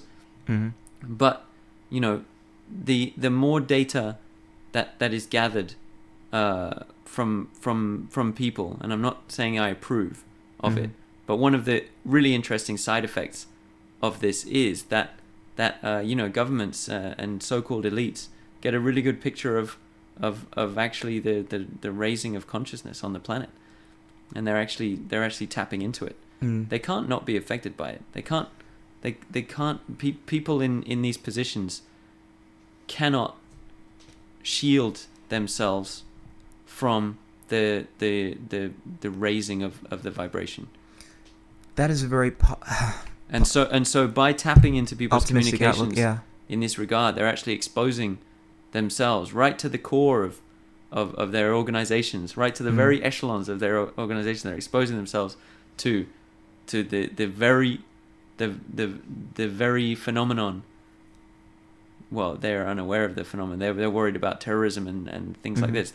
I honestly don't think they're too concerned about people becoming enlightened. I feel like personally that these governments and things just really represent the level of control that a given populace is willing to submit to or demands from its perception of authority structures and things like that. And as the populace raises its vibration, it's quite simple. The government ceases to be able to exert totalitarian control over them. Well, let's certainly hope so. Well, we're at a stage now where these kind of Western countries, that there's a danger that it could kind of slip back in a way. But really, we're so advanced in terms of sort of civil rights and things like this and popular freedoms that really it's now a case of just tweaking. You don't think some of these freedoms, though, and you have a look at the United States. I feel as if it's going through. They've eroded some of these personal freedoms, and it is almost as if they're declining into this. You have a look at most empires like ancient Rome, and you have a look at the symptoms of when they were about to be destroyed. And I feel as if, at least according to Alex Jones and a lot of and just based on my own observations, that we're seeing symptoms in the United States at the moment. And I'm not sure if I buy into the idea that everything is as right as rain as we'd like it to be. I mean, obviously the United States is in this massive financial collapse, but they're still trying to war in all these different countries. Yeah. Where do you see the world being in the next 10, 20 years, and specifically the United States? Well, it's interesting you mentioned the Roman Empire. Like that, that was really, that became, that was where we coined the word decadent, because decadent means to fall. Okay. And so they were an empire which treated their surrounds as a source of slaves, and just conquered lands in order to draw in slaves. Absolutely. And by conquering lands, they spread themselves way too thin, and their supply lines, as the story goes, became totally exposed. Exactly what the United States is doing, right? They have 300 bases around the world. Well, yes and no. Militarily, it is, but there's no kind of barbarians at the gate in this case. I don't think. There's only countries who want to elevate themselves economically. There's no one trying to bash down the walls of the United States to get in and take the land. But isn't that what their whole war on terror is about? They feel as if someone's bashing at their door and they're trying to protect themselves. That's very funny you should say that, because it's if they do feel like that, it's a very figurative, in a very figurative sense, because it's not a literal invasion that they're afraid of. They're afraid of. It's difficult to separate real fear from fake, cynical fear that's being used on the populace. But let's take the real fear. It's definitely not a fear of an invasion. I mean, it's extraordinary when you think. True. Look, this is the 21st century. I think what they're mainly in fear of is the use of nuclear weapons. The use of one of the most compelling arguments I ever heard for Obama doing a lot of the things that he's done that a lot of people don't even know are completely screaming out off the top of their lungs. How the freaking hell can this guy do this? For instance, the NDAA, which I'm sure you're aware of, National Defense Authorization Act. They can detain people indefinitely, going to war with all these different countries, all that kind of stuff, right? If I gave you a scenario where if someone like Obama was given all this information that other forces had we're just on the edge of creating nuclear weapons, and within a few weeks we could seriously see this stuff being detonated within our country, then I would be inclined to think that, okay, now I can understand why you're taking all these drastic measures. And a lot of people make the argument that the United States could possibly be under threat from massive attacks. I mean, nuclear weapons. This is no small joke. We now have the ability to completely decimate. We're talking about global Armageddon kind of stuff. People don't realize the bombs that we used in Hiroshima and Nagasaki. The ones that we have now are hundreds of times more powerful. When you're dealing with weapons like this, when we have a look at Fukushima, all right? We're talking eradication of the planet. And when people have access to these things, not chemical weapons, not just dropping planes and buildings, we're talking about serious stuff, then it makes you understand why the United States is acting so fearful. If Obama had access to all this information about the possible threats, and I think they're not just airy-fairy ideas, they're real tangible possibilities.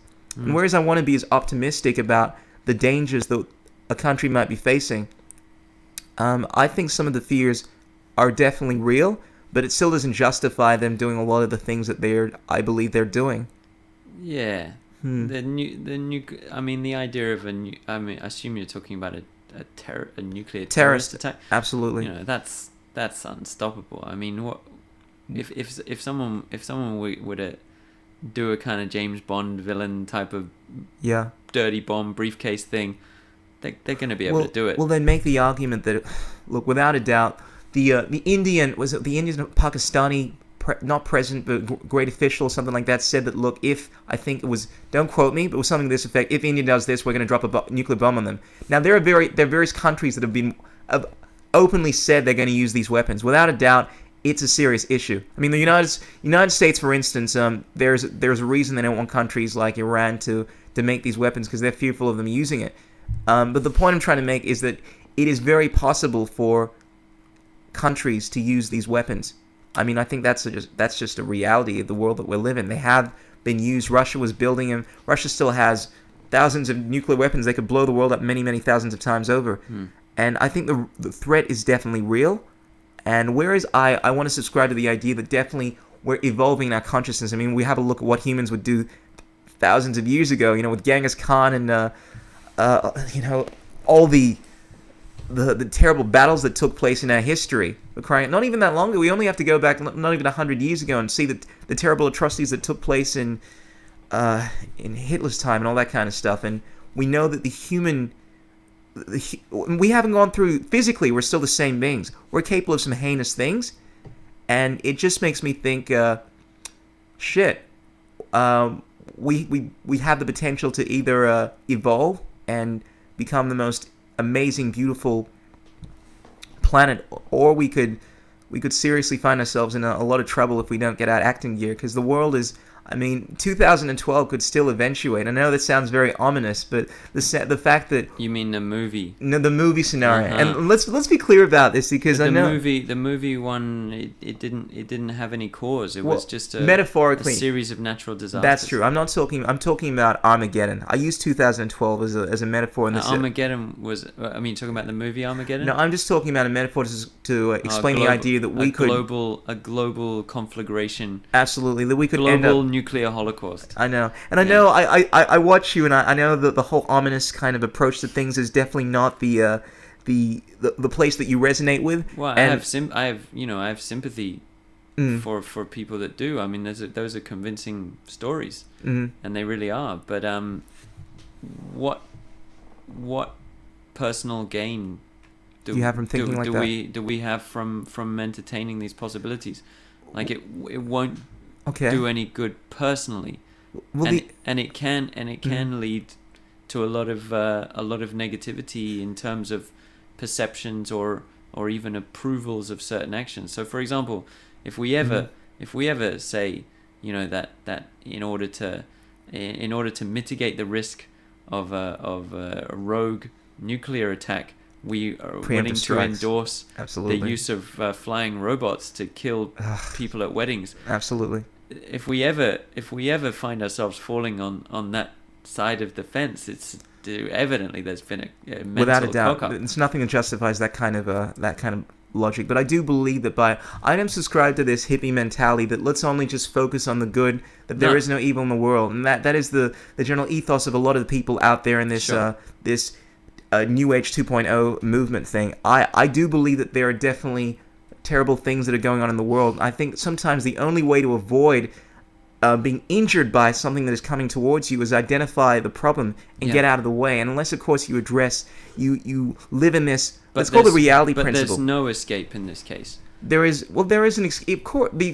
Escaping it is identifying what is really going on in the world. This is what I subscribe to: the fact that there are, let's say, a very small percentage of people in power that are basing their decisions on how they can elevate themselves or their people, as opposed to thinking in the greater good, and all that kind of stuff. And they're doing terrible things. I mean, for lack of a more eloquent way of expressing myself, they're perpetuating heinous, violent acts on innocent people around the world. I mean, we've all seen what drones have been doing. I remember I saw a report recently about a kid and their mother or something like that. They're talking about how their one of their relatives was killed. They watched them being disintegrated by one of these drone attacks, and they were pleading to the U.S. government to stop this kind of stuff. And the more people always telling me about how I shouldn't be perpetuating these ideas because it's negative, but by becoming aware of the problem, that allows people to say, hey, this is a bad idea. We're going to stop this from going on. And that's basically how social revolutions have been perpetuated. That's how we've gotten the government to stop doing terrible things. It's always how it starts by becoming aware of what the problem is. Yeah. I mean, you I'm sure you understand English history more than I do, and I don't understand this very well at all. But I know that the people in the United States, they basically decided to protest for. I'm sure you can explain this much better than I can, but they weren't willing to suffer the rulership of the monarch or something like that. Therefore, they didn't want to pay taxes. They didn't want to pay taxes, that kind of shit. Therefore, they stopped protesting. Yeah. And they go to war for it. And bottom line is, you have a new country with new rules, and it leads to this beautiful Declaration of Independence and all this other kind of stuff. And that's what happens from being aware of the injustices that are going on in the world. I agree with that 100%. I think that, like, in terms of especially actions of our own governments, that's absolutely correct. Fear of actions of other people's governments is less constructive. And so maybe indignation or what can we say, like holding our own governments who we vote in, who represent us, to account. 100% couldn't agree more. But the flip side, where we were talking a little bit earlier about the danger of rogue kind of attacks or terrorist attacks. Yeah. These things for me don't get any energy. And that's a good attitude, because there's so much negativity going on in the world that if you assimilate all of that stuff, all that information into yourself, you're going to be... I mean, I think about how I want to live my life, and whereas I love having these conversations, I don't want to become one of these activists that's constantly immersing myself in all these horrible... Like, you've seen collateral murder. There's far worse stuff than that on the internet. In fact, that is a common thing that most military people can access. They're constantly trading videos of kills and things like that. But there's a lot of terrible stuff that goes on in the world. And if you immerse yourself with too much of that, you're going to be living in this very low frequency. And I think one of the best ways to uplift other people is to be the change that you want to see, to be vibrating in this higher frequency, to be the kind of person that's positive, like yourself. I mean, I say every interaction with you, Hugo, is always a positive one. You're thanks. Yeah, but you just reminded me of my great friend Tim Parrish, who runs the Transitions Film Festival. The slogan of the film festival is "See the change you want to be." See the change that you want to be. Yeah, which is phenomenal. I mean, it's phenomenal for a film festival, but it's also phenomenal on a magical level. Yeah. So if you can observe it, if you can focus on it first and see it existing in the world, it's much, much easier to then fake it till you make it, copy it, and actually follow that role. Absolutely. In your own life. That's powerful stuff, because he's a clever guy. You should get him on the podcast. Absolutely. Well, bro, be sure to send me his contact details, man. I love getting in contact with people like you, because you open me up to another world of other possibilities, It's like, One of the most profound people I met several years ago was Damien. He's Damien, what a legend. Yes, and should get him on the podcast. I would love to get him on the podcast, and he was probably one of the few people I met that was very outspoken about some of these very unpopular ideas. Because this is still the time of the internet. He's an evolved being. Very much so. But one of the things I admired about him is he would speak very openly with a lot of conviction about so many of these issues. And by spending time with him, I came in contact with people like yourself and other really cool souls, man. And it is I just love that one of the great things about these podcasts, because it's all about connecting and being able to connect other people to these different perspectives on reality and life and getting away from the mainstream. Because without a doubt, I think the general picture, this is I think what was represented in Russell's little rant over here, that the ethos of the majority is not being represented by these political systems. Yep. And I think a lot of these people that are out there, they want to connect with something that is more in line with the way that they view the world, and that's one of the things I love about podcasts. I feel as if people can connect to things outside of the mainstream nonsense that's going on out there. I'm cool with Russell, and you know that. You just don't think it's funny. No, I that's beside the point. I don't think his stand-up is funny. I'll reserve judgment when I see the Messiah tour. It's enlightening though. but he's an excellent figure. But looks a bit like Jesus, doesn't he? Well, yeah, Jesus, Jim Morrison-ish kind of thing. Yeah. The reason why I'm less excited about his revolution is that I think that there are other revolutionaries who are just... Drop some names, Hugo. This is all about connecting with other like minds. Drop some names. Here's my favorite revolutionary of the moment. Okay. Entrepreneur, inventor, magician, Elon Musk. I've never heard of him, and I don't want to brag, but I know a lot of cool dudes in this movement. Have. You know Elon Musk, because I'm dropping a bit of a curveball. He would not be considered a revolutionary. Okay. He's a businessman. What has he done? He's done. Okay, let's list them on the fingers because I love this guy so much. All right. First or second business, PayPal. Oh wow. Right. Okay. So he's a techie. He's a second business. I've started, dude. I think was. I'm not sure the chronology, but second or third was Solar City, like a solar power energy grid kind of innovating startup. That's freaking brilliant. Third or fourth, I'm not getting the chronology right. I'm sure you've heard of these guys. Tesla. Of course, man. He created that company. Well, the company. I thought you were actually talking about the Nikola Tesla. He was he started him up. No, they couldn't have done that. He created the Tesla bot on the, which is, you know. There's a Tesla bot. We're not talking about the Tesla car. The Tesla car, yeah. Oh, he's responsible for the Tesla car. Yeah. Damn, this guy. Racking them up. Okay. Am I in the thing with 3? Yeah. Fourth one, SpaceX. Space exploration. Oh, to take normal citizens into space? Into space, to Mars. This guy's like a Richard... I always get Richard Branson, Russell... He's the version of Richard Branson that is of this era, is of the post 2012 era. Okay. Like Elon Musk. Okay. Now, ladies and gentlemen, you heard it from Hugo himself. You got to check out this guy. People out there will have heard of him already, but I would hold him up as a far more exciting revolutionary than any political figure out there, any comedian, any rapper, any artist. He's the ultimate expression of a magician in the modern age. Yeah. In fact, I would go as far to say that he is the potential of magic incarnate. That's powerful. In our world. I think I see where you're going with this, because I'm guessing you look at, correct me if I'm wrong, but I look at magic as more so being able to envision,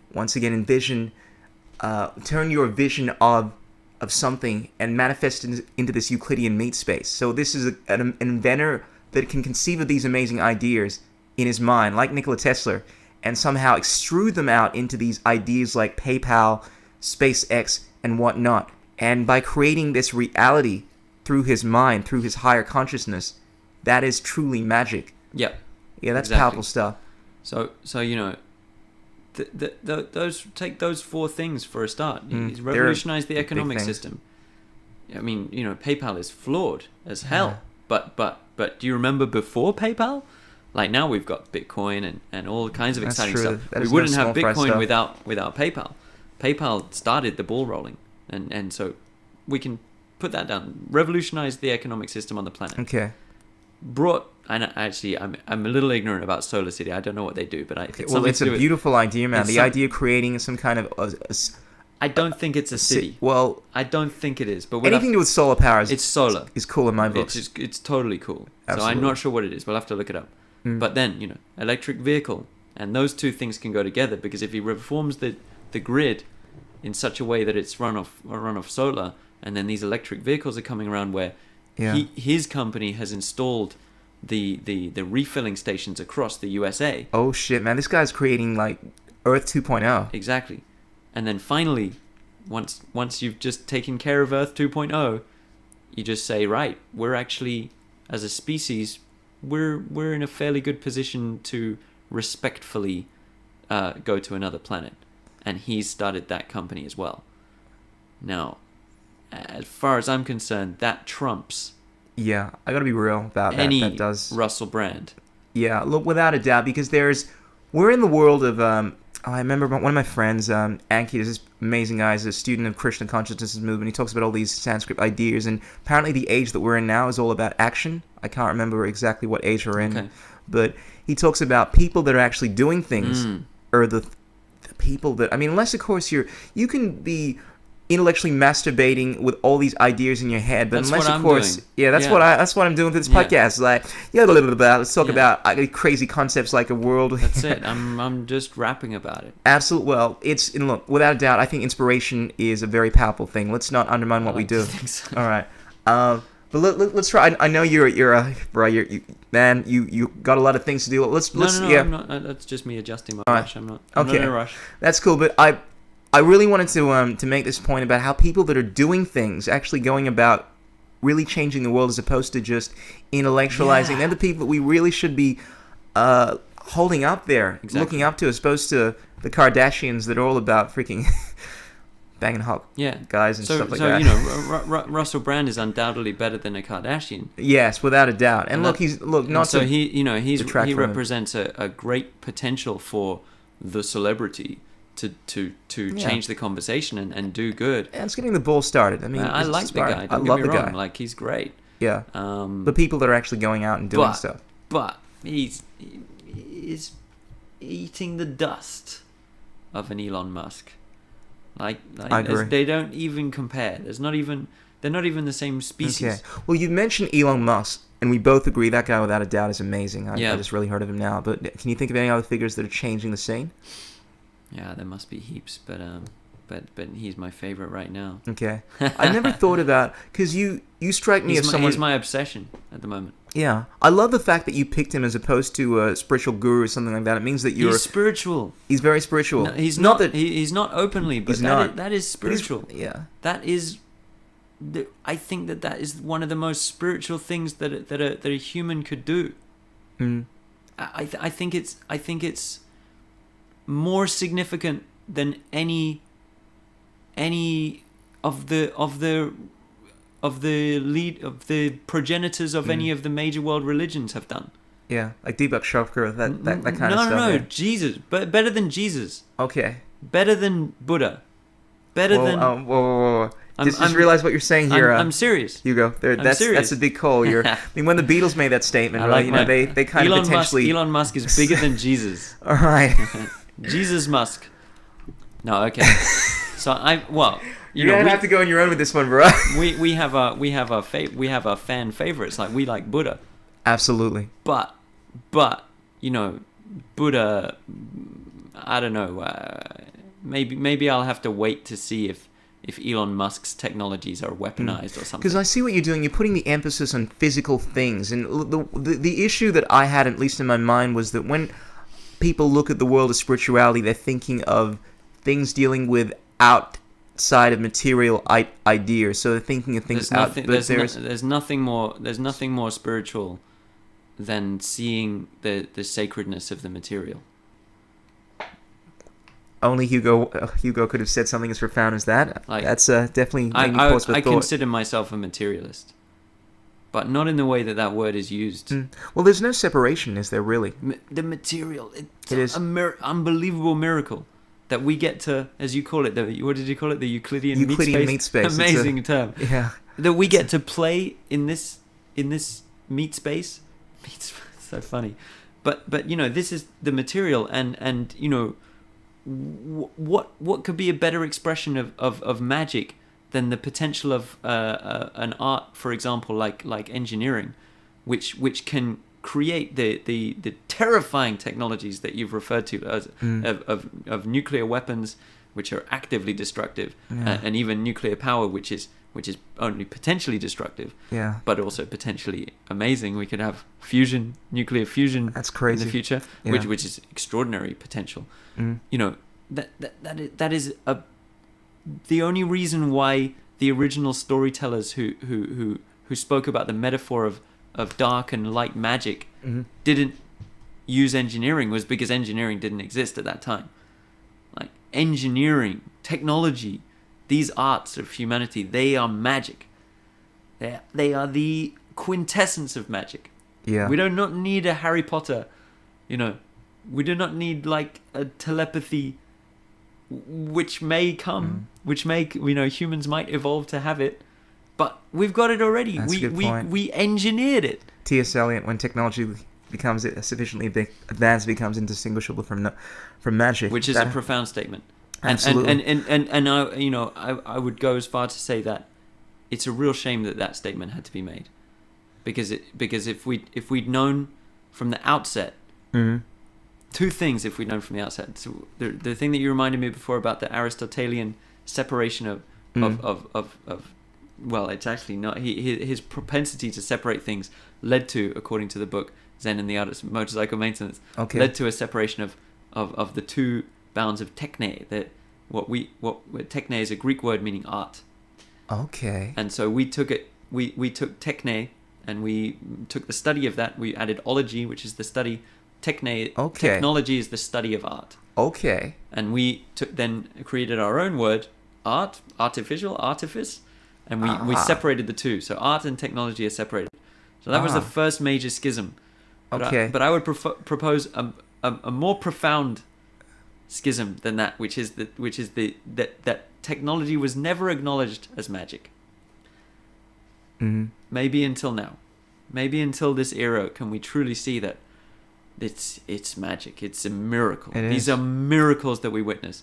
We carry a gadget in a pocket, which I've absolutely. I got mine over here. This iPhone right here. What? This is unbelievable. Absolutely.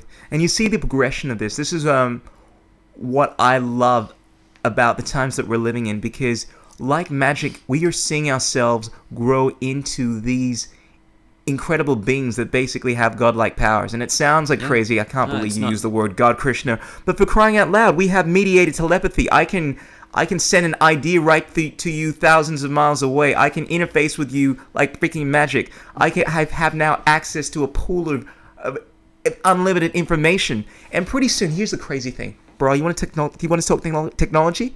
Fucking talk technology to you. I'm so excited, man. I can't even express myself properly. But man, imagine this, all right? When I mention this to people, they think I'm speaking magic and I'm on some kind of trip, all right? But when I talk about technology, I'm speaking factual, because I talk about a lot of hippie nonsense, okay? Now, the kind of technologies we have at the moment, have you heard of EEG headsets? That's what you showed me last time, right? No, that was I think it's some kind of Oculus Rift. It's another amazing thing that's come out. But EEG headsets are one of the coolest thing, because you can make this leap right. That is not crazy. It is completely, utterly logical. Now, first of all, EEG headsets allow you to manipulate physical matter with your thoughts. So basically now you can play computer games, right, where you put these EEG headsets on and you can make your character turn left, turn right. There's this game where you get to use these chi powers and you can bend a tree by thinking it. The Chinese have created a drone You that can bend a tree. Wait. well, it's like playing, it's like playing a game, but you're using this EEG headset. So rather than using a controller, it's reading your thoughts. it's reading your thoughts. You're Basically, controlling the game. absolutely. You have to calibrate, spend some time doing that. But now you can use a drone. You can Yeah. fly this thing with your freaking EEG Yeah. headset. You can take pictures by blinking, all right? Now, that sounds crazy to a lot of people, but that is real stuff. You can actually type messages now. You can see this on YouTube. You can type messages using an EEG headset. Yep. And look, in all honesty, they were doing this in 2000. I remember seeing this on Beyond 2000 where they had a device that could allow some guy to use his cursor, use his mouse cursor and move it left, right, up and down, right, using his mind. Extraordinary. But now, here's the next level. We now have technology, right, where some kind of nanotechnology, all right? We can actually manipulate matter on the subatomic level, okay? Now, imagine if you could fuse nanotechnology with the EEG headset. Yeah. You'd be doing shit like thinking about that cup right there, dematerializing, thinking about that cup right there. And look, that sounds like a bit of a step away, but I know for a fact we now have devices, right? They're called quadrators or something like that. They're these little devices, right, that you can... They're like... they're freaking amazing, man. I'll show you a clip another time. You're talking about the little drones. Those little drones. You can move... The four absolutely. Propeller drones. You can make and do some amazing things. Now, Matt, we can do this right now. They're the positive part of drones. Absolutely. But imagine this. You can link your EEG headsets with a whole bunch of mini ones, and you can do things like lifting your cup up in the air, making that thing pick up little objects. And so you can actually use your mind now to interface with physical reality. Well, so what about this, Jedi Chris? powers. What about linking your EEG meter headset to the 3D printer, and just imagining something and then it pumping out? Now we're cooking, son. Now we're freaking cooking. But I guess if we're manipulating the nanoparticles, we don't need that anyway. Exactly. We don't But even need that's the 3D still, printer. That's still a step. But maybe the step further 3D printer away. is the step towards absolutely manipulating the nano. But they are. Look, I know Europe is very advanced with nanotechnology. They're doing some crazy stuff at the moment. And look, I couldn't. Well, it's really, really practical things are coming out. The life straw, you know, It's a life straw. It's just a handheld water filter.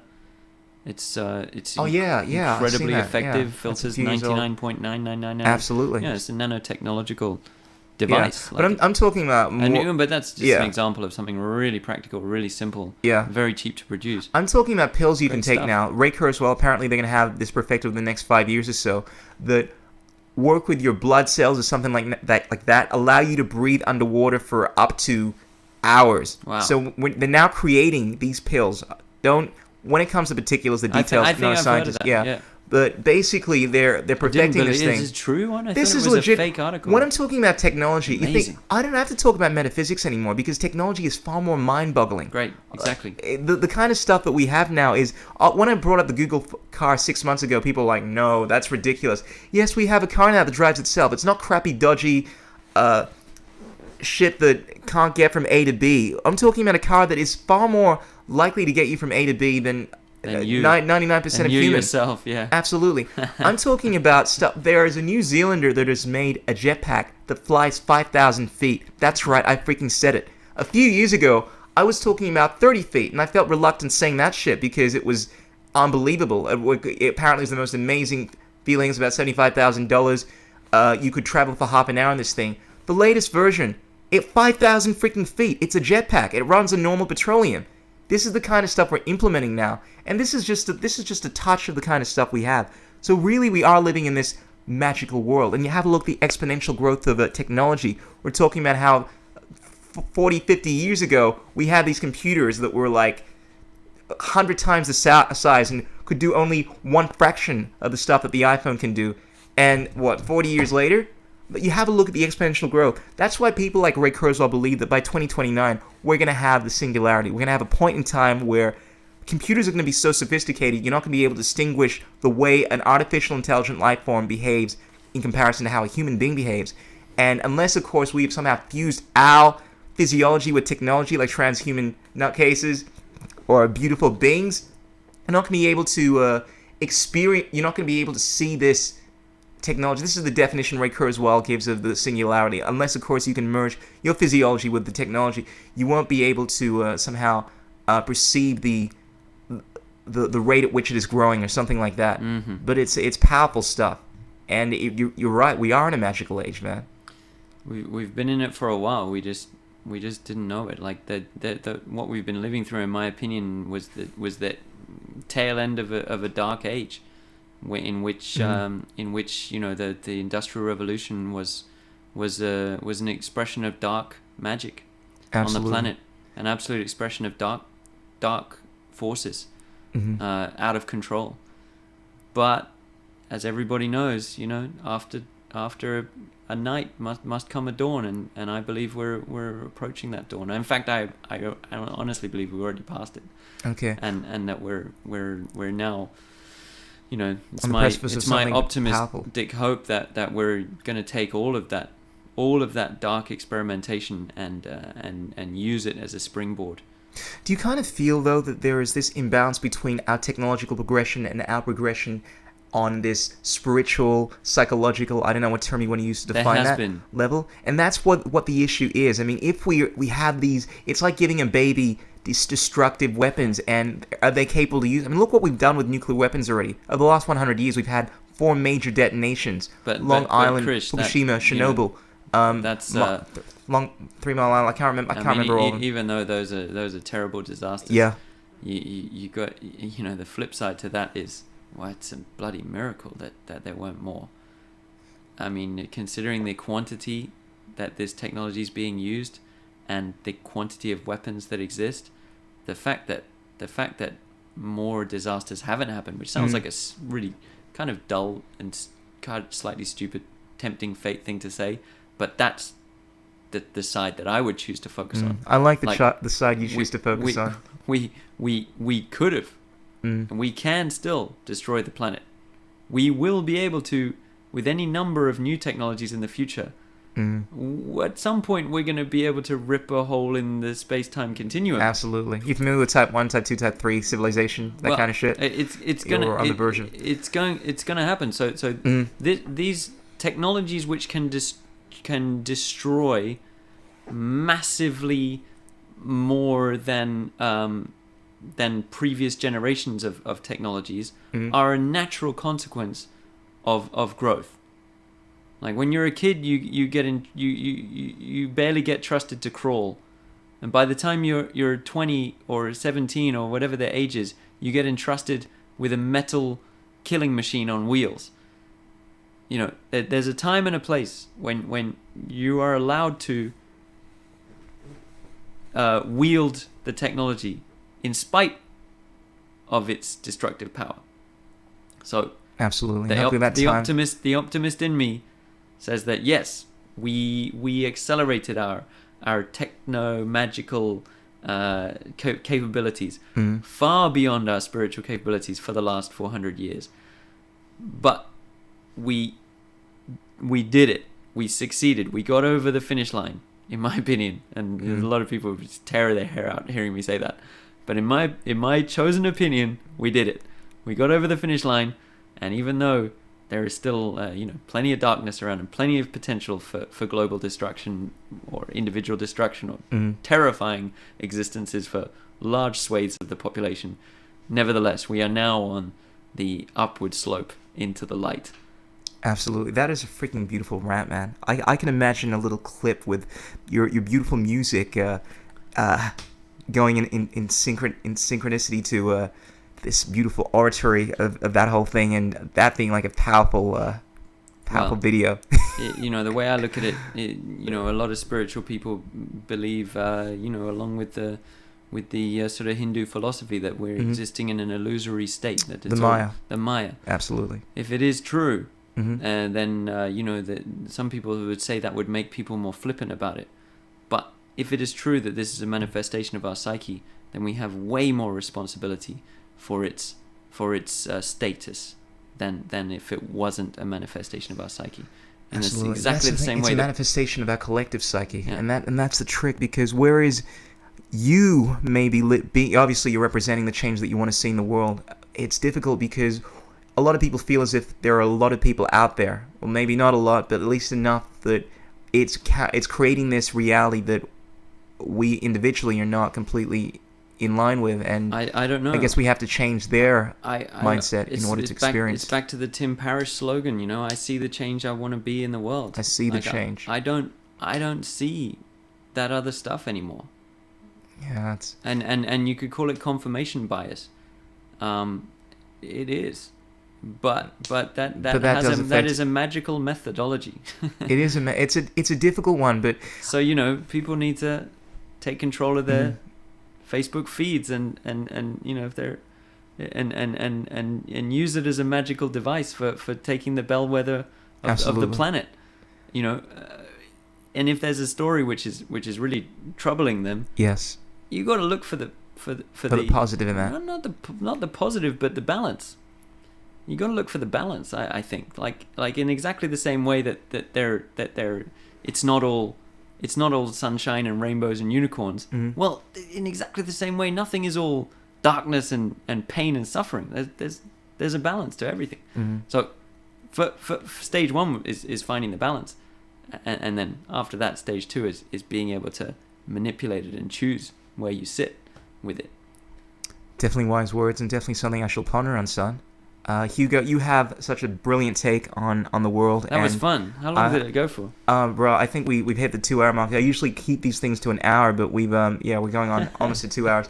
A lot of juicy information there, which I'm going to extract and create lots of really cool clips out of. Hugo, it is an absolute pleasure having you on this thing. I know that you're doing a lot of things. Obviously, you're a musician. You have your own music coming out.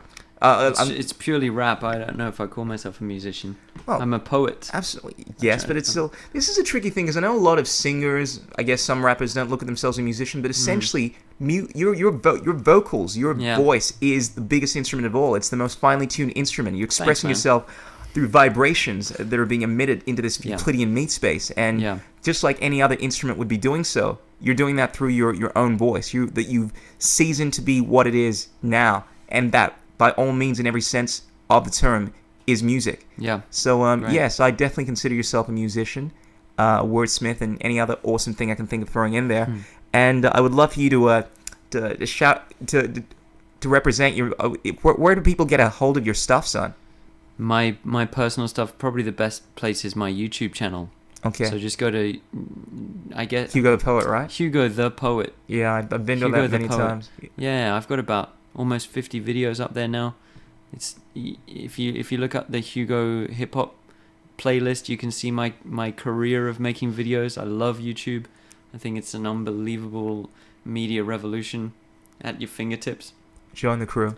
Absolutely extraordinary phenomenon. And of course, there's the Enlightenment album that you have out. The Enlightenment Era, yeah. Enlightenment Era. Yeah, which is available, I'm pretty sure, for free download off my SoundCloud nowadays. I checked it all out on SoundCloud. I really thoroughly enjoy that CD. Yeah. I particularly love that one about the cat. What was it? Schrodinger's cat? When I get Is that right? Yeah, when Pavlov's dog met Schrodinger's cat. Yeah.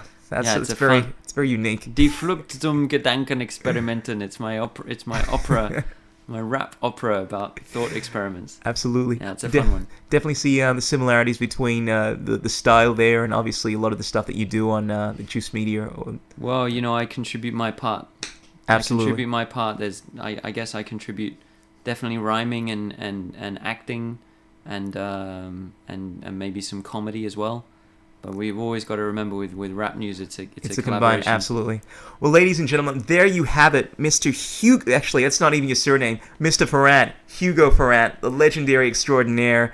One half of that which is Robert Foster, Gerald Baxter, Terrence Moonseed, and that which a lot of people know as the Juice Media rap news stuff.